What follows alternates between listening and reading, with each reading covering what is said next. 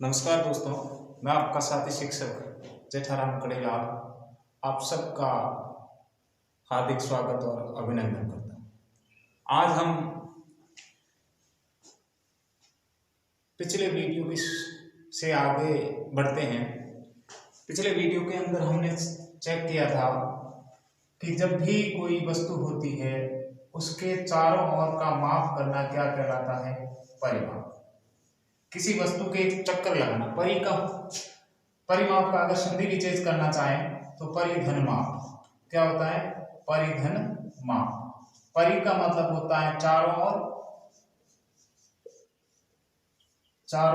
और माप का मतलब होता है मापना। चारों ओर से मापना क्या कहलाता है? परिमाप। जैसे ये आपकी कोई आकृति है, इस आकृति का जो मैंने यहां से शुरू किया, यहां तक मापा, फिर यहां से यहां तक मापा, फिर यहां से यहां तक और यहां से यहां तक, ये आपका क्या कहलाएगा? परिमाप। परिमाप का दूसरा नाम है परिमिति। क्या नाम है? परिमिति। ठीक है, परिमाप को परिमिति भी कहते हैं बच्चों। तीसरी चीज, अगर वस्तु भुजाओं से बनी हुई है, आकृति भुजाओं वाली है, बच्चों के लिए आकृति भुजाओं से बनी है तो उसके चारों ओर से मापने को हम कहेंगे परिमाप और परिमिति। अगर आकृति भुजाओं से नहीं बनी, गोल है,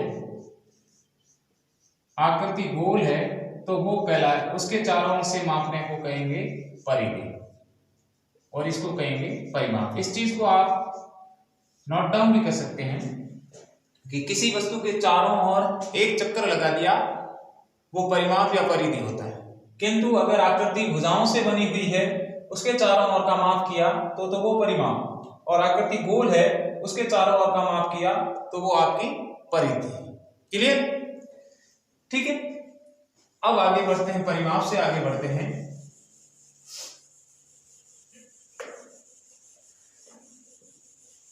ये आपका श्यामपट्ट कैसा दिख रहा है?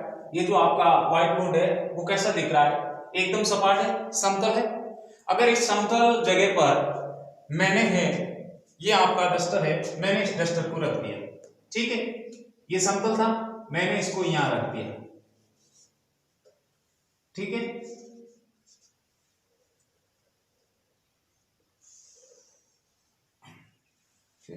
अब मैंने जैसे ही इसको ब्लैक बोर्ड पर रखा तो इस डस्टर ने ब्लैक बोर्ड की इतनी जगह घेरी, इस व्हाइट बोर्ड की इतनी जगह घेर दी ना।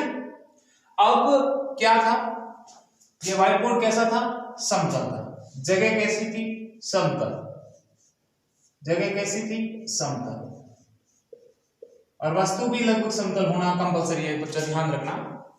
दूसरी चीज, हमने इसको ब्लैक समतल जगह पर इस डस्टर को रखा तो इस डस्टर ने क्या घेरी? जगह।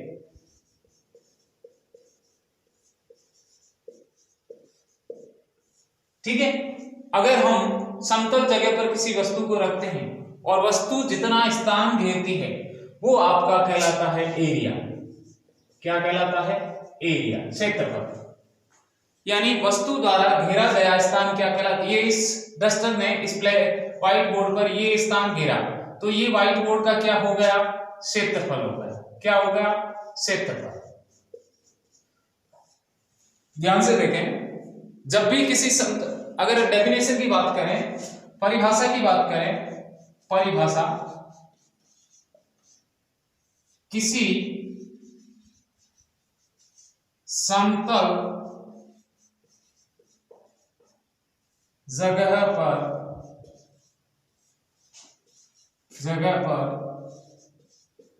वस्तु द्वारा घेरा गया स्थान क्षेत्रफल कहलाता है। ठीक है, किसी दो चीजें ध्यान रखना, किसी समतल जगह पर वस्तु द्वारा घेरा गया स्थान क्या कहलाता है? क्षेत्रफल। जैसे ये ब्लैक बोर्ड समतल है, मैंने इस ब्लैक बोर्ड पर अपना हाथ रख दिया, हाथ में जितनी जगह घेरी वो इस आर्क का क्षेत्रफल। क्लियर सबके? तो पहली चीज क्या ध्यान रखेंगे कि जगह समतल होनी चाहिए। दूसरी चीज क्या ध्यान रखेंगे कि जो वस्तु जितना स्थान घेरती है वह उसका क्षेत्रफल। क्लियर है सबके? आगे बढ़ते हैं।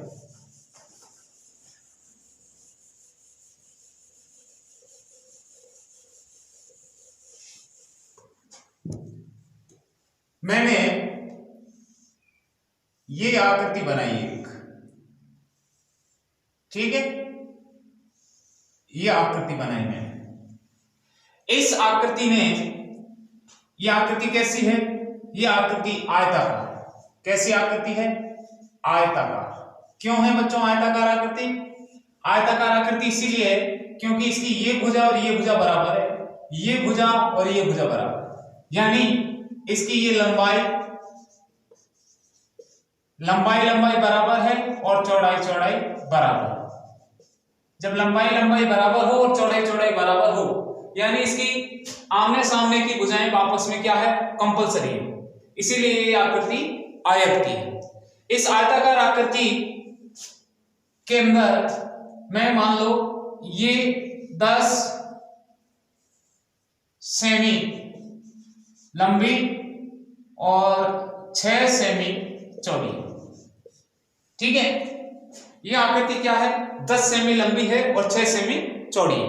अगर ये 10 सेमी, ये भुजा यहां से इसका नामकरण कर देता हूं, अ ब स द। यहां लिखें लंबाई क्या है? यहां लंबाई लिख लेते हैं और यहां चौड़ाई लिख लेते हैं।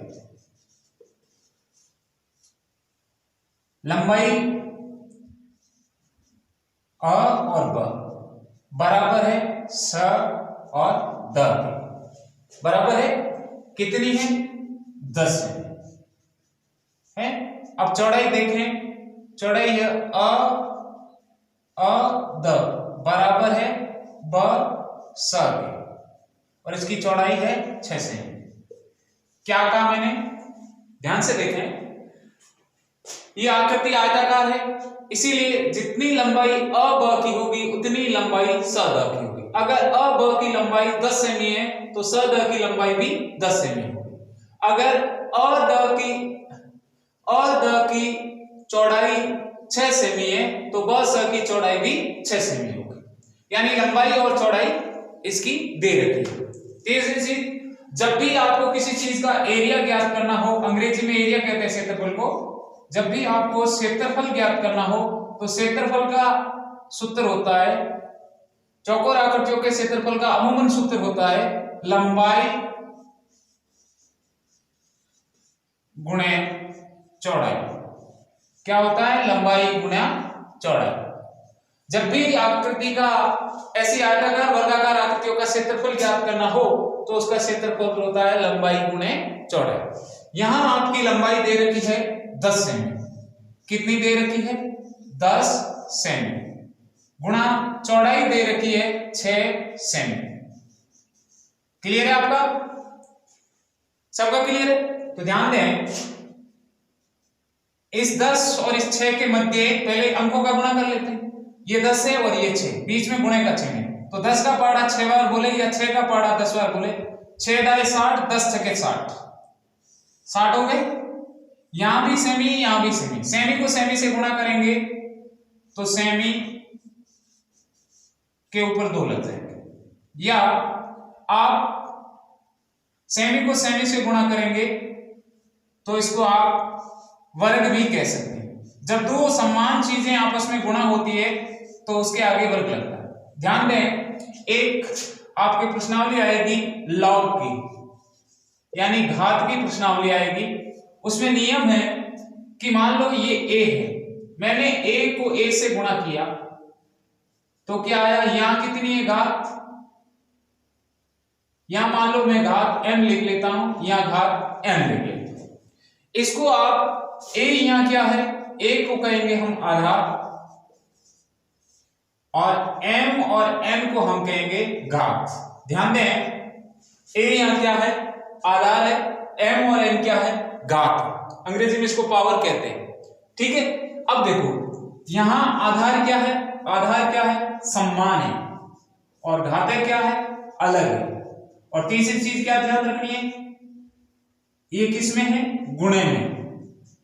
ये आप अगर याद रहे, आधार अगर समान हो, घातें अलग हो, आधार समान, इतना रख लो, आधार समान और गुणे में हो, आधार समान और गुणे में हो तो घातें जुड़ती है। क्या होती है?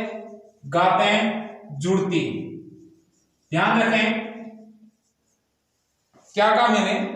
यहां ए को हम आधार कहेंगे, एन को घात कहेंगे, ए को आधार कहेंगे, एन को घात कहेंगे।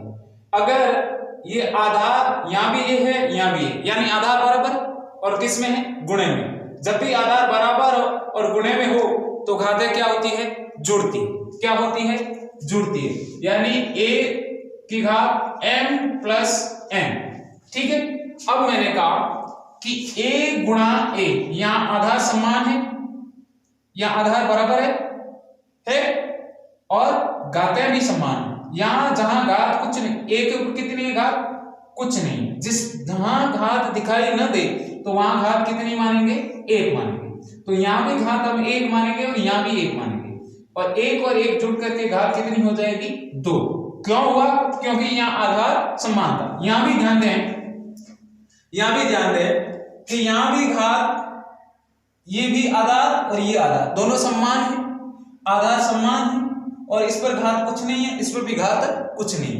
तो सेमी को सेमी से गुणा किया तो सेमी स्क्वायर घात 2 लग गई। क्लियर? या आप इस 2 को क्या कह सकते हैं? वर्ग। तो तीसरी चीज हमें याद रखने योग्य चीज ये आई कि क्षेत्रफल, ये आप नोट डाउन कर ले जाओ, क्षेत्रफल की इकाई वर्ग होती है। क्या कहा मैंने? क्षेत्रफल की इकाई क्या होती है? वर्ग होती है। क्षेत्रफल की इकाई क्या होती है? वर्ग होती है। ध्यान समझ में आई? या तो आप वर्ग लिख सकते हो या स्क्वायर कर सकते हो। ये क्या है?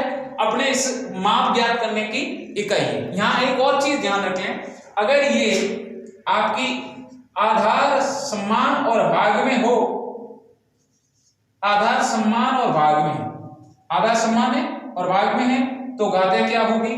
घटेगी। कैसे? जैसे मान लो 5 की घात 3 भाग 5 की घात 2, तो यहां क्या होगा? 5 की घात 3 माइनस 2 बराबर 5 की घात 1। ठीक है। अगर मान लो कहीं घात 0 लगी है, a की घात 0 है, इसका मतलब है 1। ध्यान रखना, ये भी चीजें साथ में चलते रहना। समझ में आया आपको? यानी जब भी किसी आकृति, इस चौकोर आकृति का क्षेत्रफल ज्ञात करना हो तो उसका सूत्र है लंबाई गुणे चौड़ाई। क्लियर? तो ये हमारे पास सूत्र आया 60 सेमी। ठीक है। अब दूसरी चीज ध्यान देना बच्चों,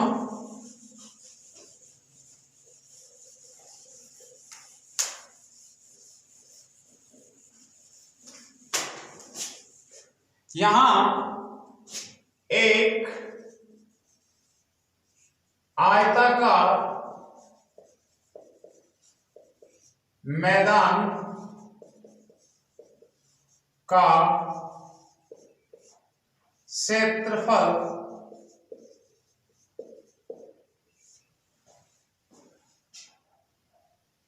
क्षेत्रफल 160 वर्ग मीटर हो तो वर्ग मीटर तथा लंबाई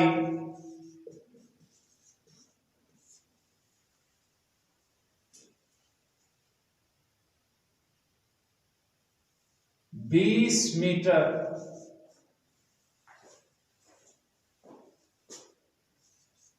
हो तो चौड़ाई ज्ञात करो। ठीक है। क्या कह रहा है? ये कह रहा है आयताकार मैदान। सपोज करो ये आपका आयताकार मैदान है। ठीक है। ये जो आपका आयताकार मैदान है ये 160 मीटर क्षेत्रफल में फैला है। इसका एरिया कितना है? 160 वर्ग मीटर है। ठीक है। अब दूसरी चीज ये कह रहा है कि इसकी जो ये लंबाई है, ये जो लंबाई है वो आपकी है 20 मीटर, तो ये चौड़ाई कितनी होगी, यही पूछा है। तो आपको कुछ नहीं करना है, यहां सीधे से लिखना है। सबसे पहले क्वेश्चन हल करने से पहले जितने भी अवयव दिए हैं वो लिख लो। आयताकार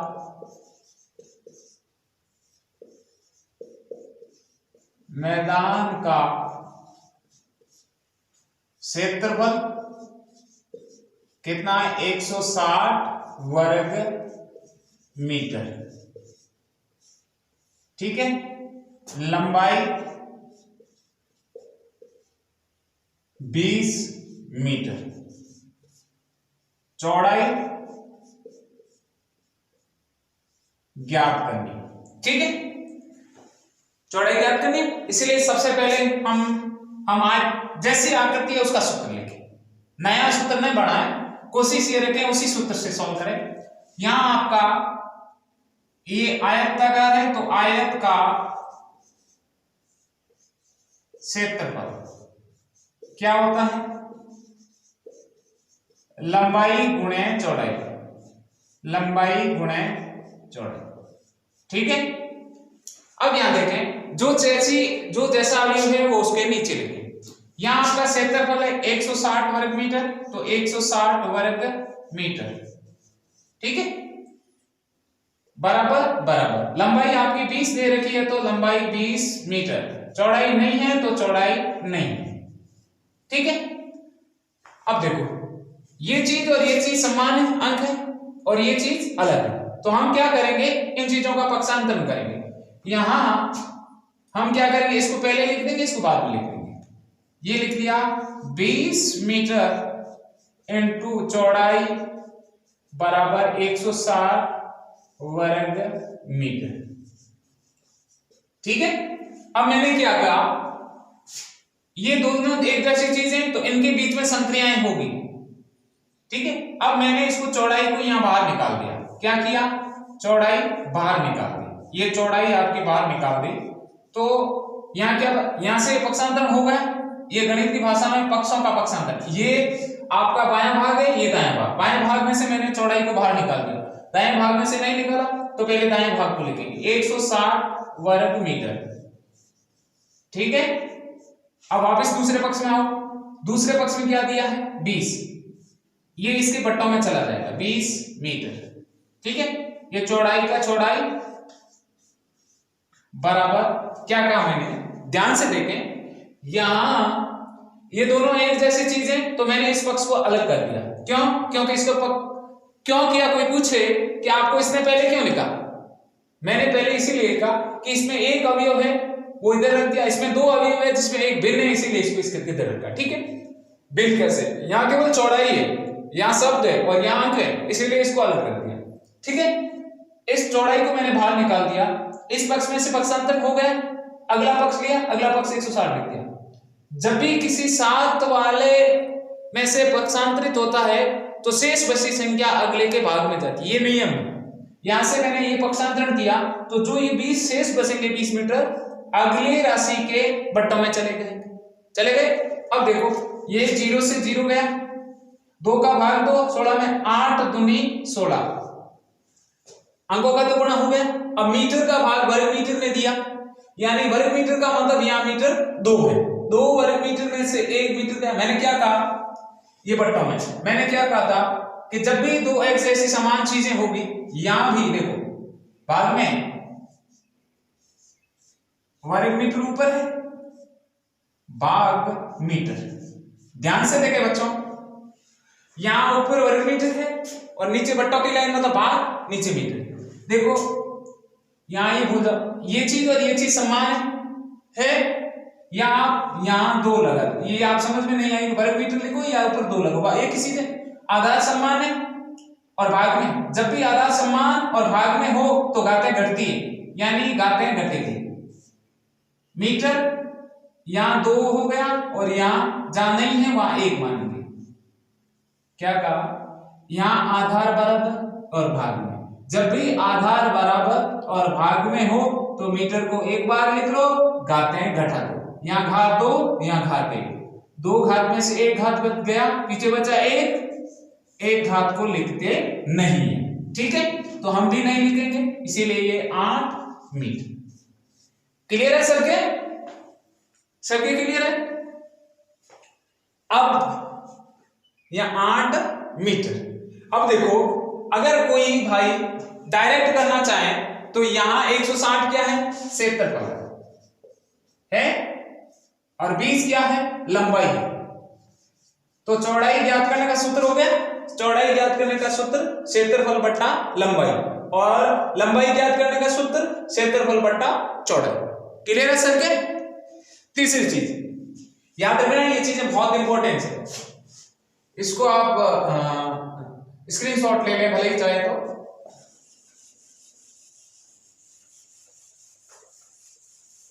आगे बढ़ते हैं।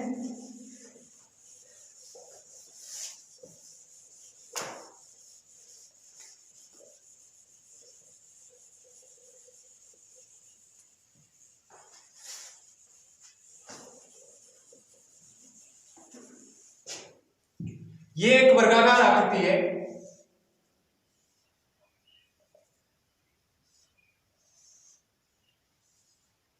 ठीक है। इस वर्गाकार आकृति की ये भुजा है वो 8 सेमी, ये भी भुजा 8 सेमी, ये भी भुजा 8 सेमी, ये भी भुजा 8 सेमी।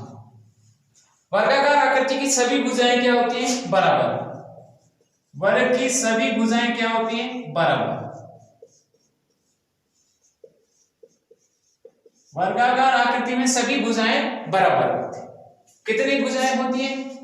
सभी मतलब चारों भुजाएं यहां बराबर होती हैं, ठीक है। अब देखो मैंने क्या कहा, चाहे आकृति आयताकार है चाहे वर्गाकार है, तो उस आकृति का क्षेत्रफल ज्ञात करने का सूत्र क्या है? लंबाई गुणे चौड़ाई, ठीक है। यहां लंबाई, ये सभी भुजाएं समान है, इसीलिए लंबाई चौड़ाई समान है, इसीलिए लंबाई चौड़ाई नहीं लिख करके हम भुजा लिख लें। यहां भी मैंने भुजा कर दिया और यहां भी भुजा कर दिया, ठीक है। सेम है, चाहे आप लंबाई लिखो और चौड़ाई लिखो, कोई दिक्कत नहीं, लेकिन यहां समान है इसीलिए आप कंफ्यूज नहीं होंगे। इसीलिए लंबाई मैंने, इस लंबाई को मैंने भुजा कह दिया, इस लंबाई को मैंने भुजा कर दिया। क्यों? ये भुजा और ये भुजा बराबर है, ये भुजा ये भुजा ये भुजा ये भुजा सब बराबर है, तो मैंने भुजा को भुजा से कर लिया। मैंने क्या कहा था? जब भी आधार समान हो तो घातें जुड़ती, जुड़ेगी, यानी ये आधार ये आधार, ये इस पे घात कुछ नहीं, इस पे घात कुछ नहीं, तो जब भी घात कुछ नहीं होता है तो वो घात क्या कहलाती है? घात स्क्वायर कहलाती है, वर्ग कहलाती है, ठीक है। घात क्या कहलाती है? वर्ग कहलाती है। अब मैं जैसे इसकी लंबाई कितनी है? 8, तो मैंने लिख दिया 8 सेमी। चौड़ाई कितनी है? 8 सेमी। पहली भुजा भी 8 सेमी, दूसरी भी 8 सेमी, तीसरी भी 8 सेमी, चौथी भी 8 सेमी। या आप इसको 8 सेमी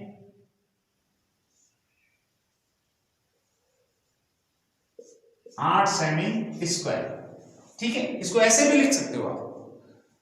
अब देखो 8 को 8 से किया 64, सेमी को सेमी से किया, क्योंकि आधार समान है, ये आधार, इसीलिए घातें जुड़ेगी, यानी इसकी घात 1 इसकी घात 1, यानी घात स्क्वायर, यानी 64 वर्ग सेमी, ठीक है। क्या कहा? आयताकार और वर्गाकार आकृतियों का जो क्षेत्रफल होता है वो लंबाई गुणा चौड़ाई होता है, ठीक है। वर्ग की सहूलियत के लिए हम भुजा गुणा भुजा भी लिख सकते हैं, ठीक है। यह आपका वर्गाकार आकृतियों का क्षेत्रफल हुआ। क्लियर है सत्य? अब देखते हैं ऐसा ही एक और, ताकि आपका क्लियर हो जाए।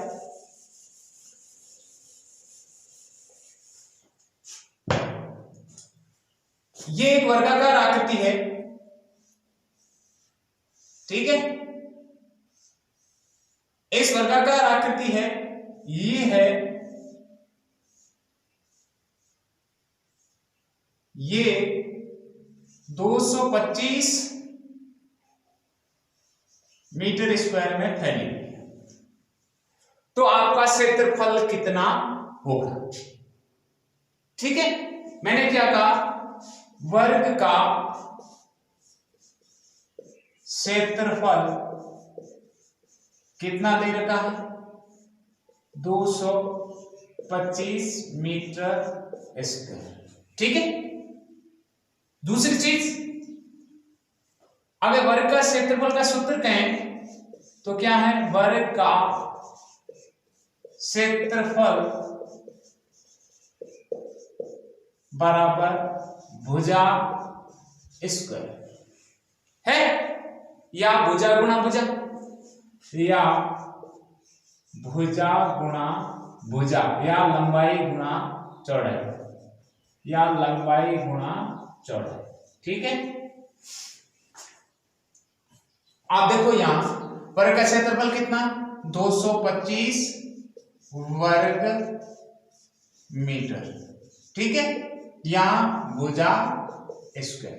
मैंने इसको चेंज कर दिया क्योंकि इसको ज्ञात करना है ना। यहां देखो क्षेत्रफल दे रखा है तो इसकी ये भुजा कितनी होगी, ये कितनी होगी, ये कितनी होगी, ये हमें पता करना है। तो हमें भुजा को इधर लेना है क्योंकि ज्ञात करना 225 वर्ग मीटर। ठीक है। अब मैंने भुजा स्क्वायर था, यहां से मैंने इसमें से भुजा को बाहर निकाल दिया, तो ये जो स्क्वायर है यहां से यहां जो पक्षांतरित होगा ऊपर से जा रहा है। अगर यहां से अलग होता है, इसके गुणे भाग में से अलग होता तो पट्टा में चला जाता, लेकिन ये क्या है? घात है। जब भी घात का पक्षांतरण होता है, घात एक पक्ष से दूसरे पक्ष में जाती है तो वो क्या बन जाती है? वर्गमूल बन जाती है। क्या बन जाती है? वर्गमूल।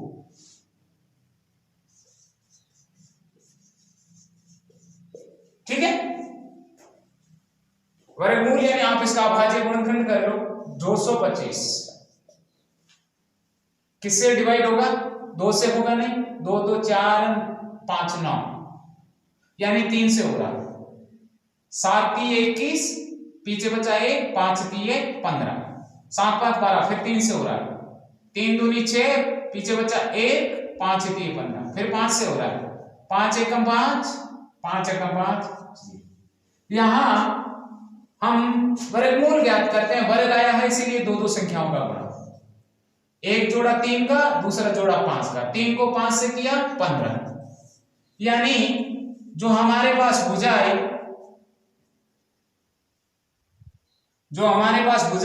वो आई 15। ठीक है। अब यहां था वर्ग मीटर। वर्ग मीटर का अंडर करेंगे तो जब भी किसी चीज को, देखो मैंने मीटर को मीटर से गुणा करेंगे तो वर्ग मीटर हो जाएगा। ठीक है। अगर इसका वर्गमूल करेंगे तो मीटर हो जाएगा। ठीक है। आप इतना याद रखें, क्या हो जाएगा? मीटर। ठीक है। तो एक भुजा कितनी आई? 15। ये कितनी आई? 15। ठीक है। तो आपका सूत्र क्या बना? जब भी किसी आकृति, वर्गाकार आकृति की भुजा ज्ञात करनी हो तो उसका सूत्र हो गया भुजा बराबर अंडरूट क्षेत्रफल, यानी क्षेत्रफल का क्या ज्ञात कर लो? वर्गमूल। दूसरा तरीका आपका वर्गमूल मैंने ऐसे ज्ञात किया, कई बच्चे ऐसे नहीं ज्ञात करके ऐसे करेंगे। दूसरा भी तरीका बता देता हूं आपको। जैसे आप ऐसे भी ज्ञात कर सकते हैं 225। ठीक है। इधर से दाहिनी साइड से जोड़े बनाओ, एक जोड़ा बना, 2 से इस वजह छोड़ो, इसको बच गया। अब ऐसी संख्या का गुणा करो, उसी संख्या को उसी संख्या से गुणा करना, यानी 2 का पाड़ा 2 बारी बोलना, 3 का पाड़ा 3 बारी बोलना, इससे आगे नहीं जाना।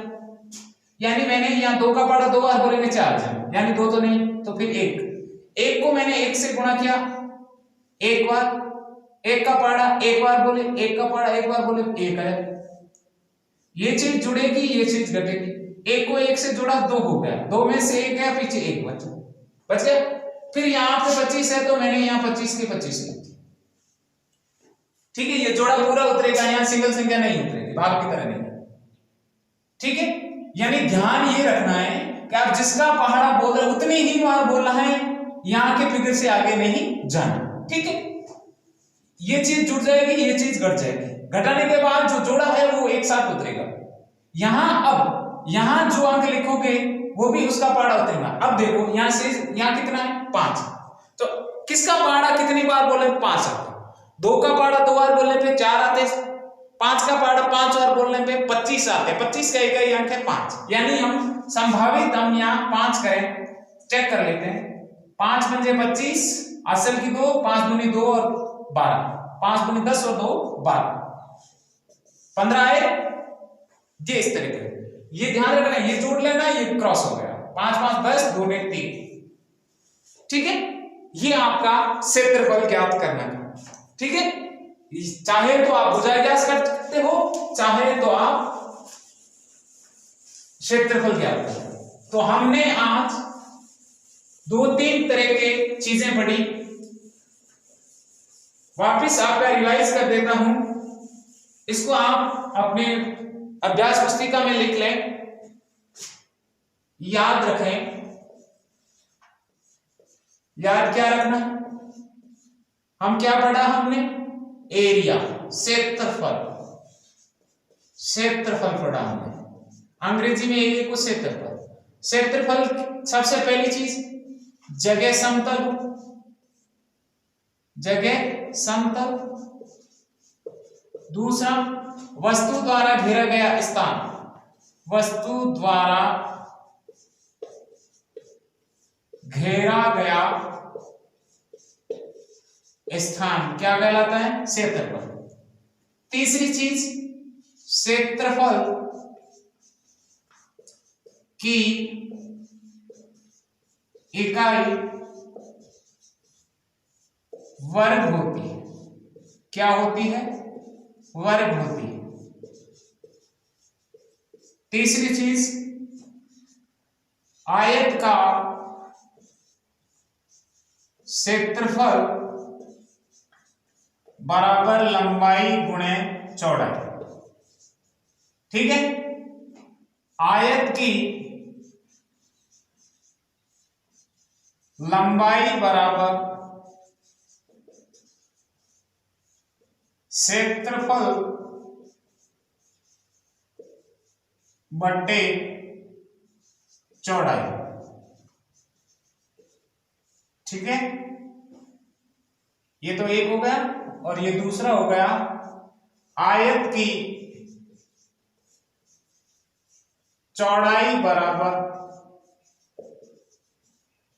क्षेत्रफल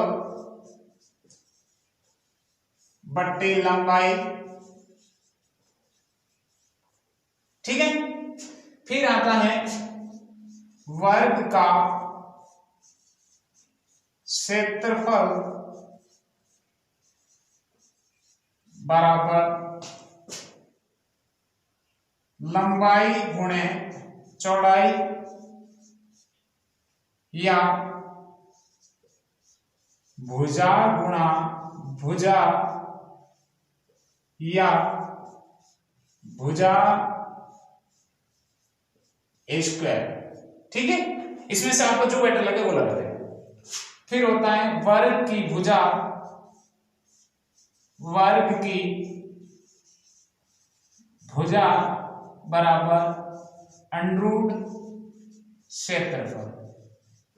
इसका मतलब यहां जो आपका क्षेत्रफल होगा, यानी क्षेत्रफल का वर्गमूल, क्षेत्रफल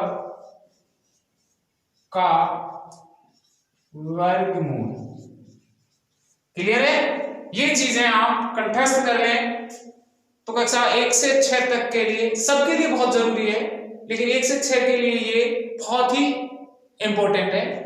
सबसे पहले जगह समतल, उस समतल जगह पर आपने जो वस्तु रख दी, उस वस्तु ने जितना स्थान घेरा वो आपका क्षेत्रफल। क्षेत्रफल ज्ञात करने की जो इकाई है वो है वर्ग इकाई।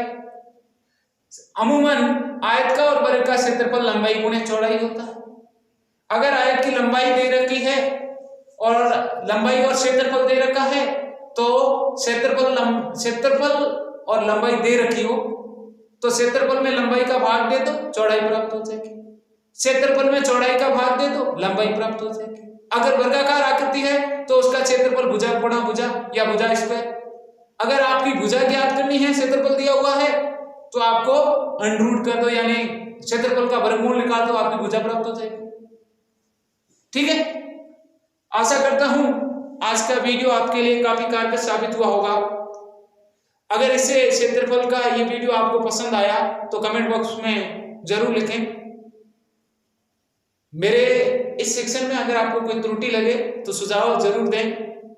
आप आगे कौन सा टॉपिक पढ़ना चाहते हैं, कौन सी प्रश्नावली पढ़ना चाहते हैं कक्षा 1 से 12 तक, उसका बारे में जरूर लिखें। जय हिंद, जय भारत।